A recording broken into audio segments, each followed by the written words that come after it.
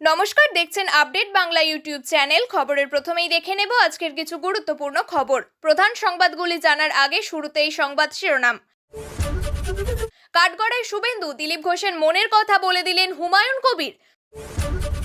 2026-এ কত আসন পাবে বিজেপি, বিস্ফোরক তৃণমূল সাংসদ। রাজ্যের 5 নেতাকে শোকজ নোটিশ কেন্দ্রীয় বিজেপি নেতৃত্বের, জানুন কারা। ড্রামবাজ আঁচড় বিতর্কে বিরোধী দলনেতাকে চরম আক্রমণ করলেন হুমায়ুনের। ঘায়েল করা হচ্ছে কেন, শুভেন্দু আক্রান্ত হতেই গর্জে উঠলেন দিলীপ। বর্ধমানে বড় ঘটনা, তৃণমূল নেতা সহ 13 জনের কি শাস্তি দিল আদালত, জেনে নিন।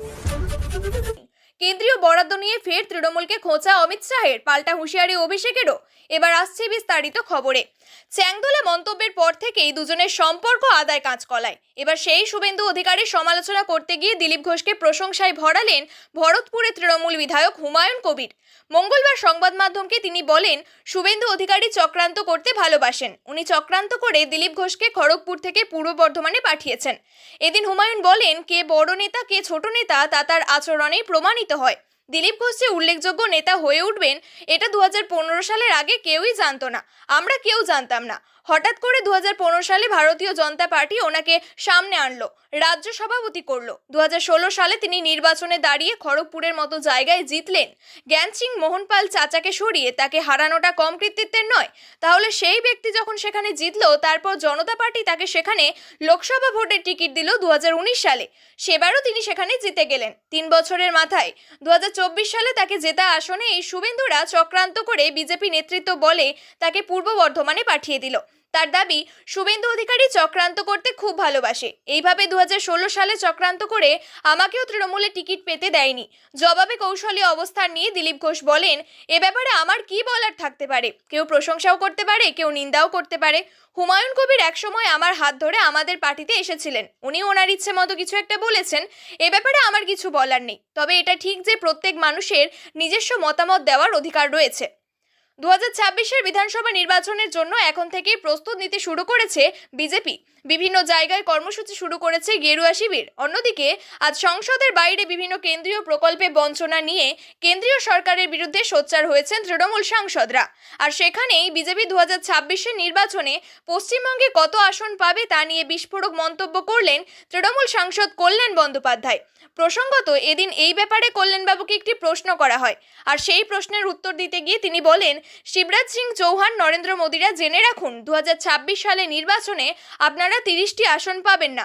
আপনারা বাংলা বিরোধী, আপনারা বাংলাকে সহ্য করতে পারেন না, বাংলাকে হিংসে করেন।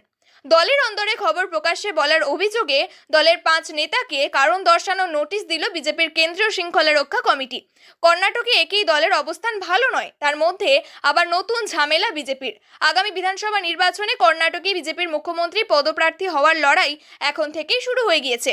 শোকজ নোটিশ পাওয়ার পর কর্ণাটক বিজেপি নেতাদের একজন হলেন দলের প্রভাবশালী বিধায়ক তথা প্রাক্তন মন্ত্রী এপি রেণুকাচার্য। বিজয়পুরের বিধায়ক বাসন গৌড়া পাটিল ইয়াতনাকাল কর্ণাটক বিজেপি সামনের সারিতে রয়েছেন। সেই ইয়াতনালের বিরুদ্ধে তোপ দেগে প্রকাশ্যে রেণুকাচার্য সম্প্রতি বলেছেন, ইয়াতনাল কোনোদিন মুখ্যমন্ত্রীর আসনে বসতে পারবে না। বীরাশৈব লিঙ্গায়েত সমাজের মতো বিভেদের রাজনীতি করে ইতনায়াল মুখ্যমন্ত্রী হওয়ার চেষ্টা করছেন বলে অভিযোগ করেন তার দলেরই নেতা রেণুকাচার্য। দক্ষিণের এই রাজ্যে অন্তত 4টি শিবিরে ভাগ হয়ে বিজেপি। এছাড়াও দলের ভিতরে কথা বাইরে বলার জন্য শৃঙ্খলা ভঙ্গের অভিযোগে শোকজ করা হয়েছে ইয়েদুরাপ্পা বিরোধী কাট্টা সুব্রহ্মণ্য নাইডু, বিপি হরিস, শিবরাম হেব্বার ও এসটি শেখের। কর্ণাটকে বিজেপি নেতারা বলেছেন, এই 5টি বিদ্রোহী নেতাকে শুধু শোকজ করে ছেড়ে দিলাম, তা আগামী দিনে দলের কর্মীদের কাছে খারাপ বার্তা দেবে। কিন্তু দক্ষিণের এই রাজ্যে বিজেপির যা হাল, তাতে এখনও বহিষ্কারের সাহস হয়তো দেখাবে না গেরুয়া শিবির। আচর বিতর্কে রাজ্য বিধানসভার বিরোধী দলনেতা শুভেন্দু অধিকারীকে বেলগাম আক্রমণ ভরতপুরে তৃণমূল বিধায়ক হুমায়ুন কবিরের। তিনি বলেছেন, শুভেন্দু যাত্রাপালা করছেন। আবার সাংসদ কল্যাণ বন্দ্যোপাধ্যায় বলেছেন, শুভেন্দু অধিকারী ড্রামবাজ। কল্যাণ বন্দ্যোপাধ্যায় বলেন, শুভেন্দু 1 নম্বরের ড্রামবাজ লোক, ওকে কে মারবে? 60খানা সিআইএসএফ ঘিরে থাকে, তাও মারছে। নাটক করছে, বাজার খুব খারাপ ওর, নাটক ফাটক করে চলেছে। আমি তো খুব খুশি, হতাশ, সত্যি সত্যি ও মার খেলে। আবার ভরতপুরের বিধায়ক হুমায়ুন বলেছেন, উনি যেভাবে পুলিশকে সরিয়ে দিয়ে যেতে চাইছিলেন সেভাবে পুলিশের উপর ধাক্কাধাক্কি করছিলেন। কিছু পুলিশ অফিসার নার্ভাস হয়ে গিয়েছিলেন। শুভেন্দু কখন কাকে ঘুষি চালিয়ে দেবেন ওরাই হাত তুলে দিয়েছে এই ভেবে। সাংবাদিকরা প্রশ্ন করেন, আপনার রক্ত দেখেছেন কিনা জানি না। উনি বারবার হাত তুলে দেখাচ্ছেন রক্ত বেরোচ্ছে। রক্তের রং তো লাল হয়, কিন্তু ওনার সাদা শরীরে লালের কোনো চিহ্ন দেখা যায়নি। অনেক আগে যাত্রাপালা হতো গ্রামে, আজকে মনে হচ্ছে 26-এর পর ওনাকে যাত্রাপালায় জয়েন করতে হবে। যদি এই নিয়ে কটাক্ষ করেছেন বিজেপি নেতা জগন্নাথ চট্টোপাধ্যায়। তিনি বলেন, কল্যাণ মাঝে মাঝে এমন কিছু কর্মসূচি চালু করতে হবে। বিজেপি নেতা শঙ্কর ঘোষ বলেন, কল্যাণবাবুর এই ধরনের মন্তব্য করতে গিয়ে হিতে বিপরীত না হয়ে যায়। প্রসঙ্গত, সোমবার দুপুরে হাওড়ার বেলগাছিয়ায় ঘরহারাদের সঙ্গে দেখা করতে গিয়েছিলেন শুভেন্দু অধিকারী। সঙ্গে ছিলেন বিজেপি বিধায়ক শঙ্কর ঘোষও, কিন্তু এলাকায় আগে থেকেই ব্যারিকেড করে রেখেছিল পুলিশ। শুভেন্দু পৌঁছাতেই তাদের বাধা দেওয়ার অভিযোগ ওঠে পুলিশের বিরুদ্ধে।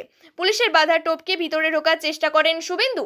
পুলিশের সঙ্গে ধস্তাধস্তি শুরু হয় কথা কাটাকাটি। এমন পরিস্থিতি তৈরি হয়, ধাক্কাধাক্কিতে পড়ে যান এক বিজেপি নেতা। ধাক্কাধাক্কির মাঝেই শুভেন্দুর হাত কেটে যায় বলে অভিযোগ। বিরোধী দলনেতা অভিযোগ করেন, গোলাম মুস্তাজা নামে এক এসএফআই তার হাতে আঘাত করেন। হাত থেকে রক্ত বেরিয়ে যায় বলেও দেখাতে থাকেন তিনি। পরের বিধানসভায় তার হাতে ব্যান্ডেজ করা হয়। হাওড়ার বেলগাছিয়ায় পৌঁছে যান রাজ্যের বিরোধী দলনেতা শুভেন্দু অধিকারী, আর সেখানেই পুলিশের পক্ষ থেকে তাকে বাধা দান করা হয়। এমনকি তার হাত দিয়ে রক্ত ঝরে পড়ে বলে পুলিশের বিরুদ্ধে শুভেন্দুবাবু অভিযোগ তুলেছেন। আর সেই বিষয় নিয়েই এবার পুলিশকে কড়া ভাষায় আক্রমণ করলেন বিজেপি নেতা দিলীপ ঘোষ। প্রসঙ্গত, এদিন এ ব্যাপারে দিলীপ ঘোষকে একটি প্রশ্ন করা হয়, আর সেই প্রশ্নের উত্তর দিতে গিয়ে তিনি বলেন, একটা ঘটনা ঘটেছে, সাধারণ মানুষ সেখানে পীড়িত। যেখানে রাজ্য সরকারের নেতা মন্ত্রীরা যদি যেতে পারে, তাহলে আমাদের বিধানসভার নেতা তিনি কেন যেতে পারেন না? তাকে আটকানো হচ্ছে কেন? আর আটকানোর পরেও যে পুলিশ তাকে সুরক্ষা দেওয়ার কথা, সেই পুলিশ তাকে ঘায়েল করে দিচ্ছে। তাকে ঘায়েল করা হচ্ছে কেন? তাহলে কি পুলিশের ওপর ভরসা করব না? পুলিশ কি তৃণমূলের মতো কাজ করছে? বর্ধমানে বহুদিন আগে এক তৃণমূল নেতার বাবাকে খুনের চেষ্টার অভিযোগ ওঠে, আর সেই ঘটনার পরিপ্রেক্ষিতেই এবার তৃণমূল নেতা সহ 13 জনের সাজা ঘোষণার দিকে নজর ছিল সকলের। আজ সেই সাজা ঘোষণা হওয়ার কথা ছিল, কিন্তু 4 জন অনুপস্থিত থাকায় থমকে গেল প্রক্রিয়া। সূত্রের খবর, আজ বর্ধমান তৃণমূল নেতার সহ 13 জনের কি সাজা হয় সেই দিকে তাকিয়েছিলেন প্রত্যেকে। তবে অসুস্থতার কারণ দেখিয়ে 4 জনের অনুপস্থিত ছিলেন আদালতে, যার ফলে আগামীকাল তাদের সশরীরে যদি উপস্থিত থাকতে না পারেন, তাহলে ভার্চুয়ালি উপস্থিত থাকার নির্দেশ দিয়েছেন বিচারপতি। সব মিলিয়ে আজ সাজা ঘোষণা না হলেও আগামীকাল কি সাজা ঘোষণা হয় সেই দিকেই নজর থাকবে সকলের। পশ্চিমবঙ্গের জন্য কেন্দ্রের বরাদ্দ অর্থ নিয়ে ফের কটাক্ষ করলেন কেন্দ্রীয় স্বরাষ্ট্রমন্ত্রী অমিত শাহ। তার দাবি, মমতা বন্দ্যোপাধ্যায় যখন ইউপিএ সরকারের মন্ত্রী ছিলেন তখনকার তুলনায় বর্তমানে রাজ্য অনেক বেশি টাকা পাচ্ছে। মঙ্গলবার কেন্দ্রীয় স্বরাষ্ট্র মন্ত্রকের বাজেট বরাদ্দ নিয়ে আলোচনার সময় এমনটাই মন্তব্য করলেন অমিত শাহ। অন্যদিকে কেন্দ্রীয় বরাদ্দের দাবিতে আগামী বিধানসভা নির্বাচনে লড়াইয়ে নামতে প্রস্তুত তৃণমূলের সর্বভারতীয় সাধারণ সম্পাদক অভিষেক বন্দ্যোপাধ্যায় আগেই জানিয়েছিলেন, 2026 সালে বিধানসভা নির্বাচনে কেন্দ্রীয় বঞ্চনাকে অন্যতম ইস্যু করা হবে। 2023 সাল থেকে তৃণমূল একাধিকবার এই অভিযোগ তুলেছে এবং দিল্লিতে ধারাবাহিক আন্দোলন করেছে। 24-এর লোকসভা নির্বাচনেও এই ইস্যুতে প্রচার চালিয়েছে তৃণমূল। ইতিমধ্যেই সংসদীয় কমিটি পশ্চিমবঙ্গের বকেয়া অর্থ মেটানোর সুপারিশ করেছে। তবে নির্দিষ্ট সময়ের মধ্যে সেই অর্থ না পেলে বিধানসভা ভোটের আগে ফের বড় আন্দোলনে নামবে দল, এমনটাই খবর সূত্রে। মঙ্গলবার কেন্দ্রীয় স্বরাষ্ট্র মন্ত্রকের বাজেট নিয়ে আলোচনার সময় প্রতিবাদ জানিয়ে সংসদ থেকে ওয়াকআউট করে তৃণমূল সাংসদরা। সেই সময় কটাক্ষ করে অমিত শাহ বলেন, বাংলার সরকার বদলেছে কিন্তু ওয়াকআউটের রীতি বদলায়নি। বিজেপি ও তৃণমূলের মধ্যে একাধিক বিষয়ে অবস্থানগত পার্থক্য রয়েছে।